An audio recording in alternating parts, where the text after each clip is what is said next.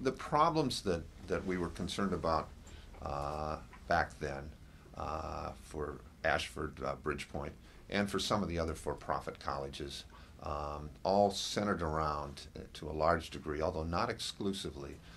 the recruitment process and the boiler room operations that existed some places. We believe at some point with Ashford, Bridgepoint. And what I mean by boiler room operations is something a concept that we've seen in the consumer area from time to time. It's a whole group of people making phone calls with a lot of pressure to make sales, or in this case, sign up students, and increasingly lax requirements in terms of how you make those sales, including representations that weren't true. And we were concerned that students were making these kinds of decisions based on this kind of a marketing plan, and also sort of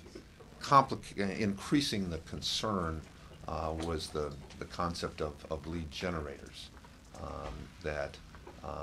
many of the prospective students that are called from these call centers are gathered by what we call lead generators. And they are independent companies that are on the internet and elsewhere, that over time we've discovered increasingly are deceptive in terms of how they market to students and how they get the student's name, and how they initially get that name by making fraudulent misrepresentations.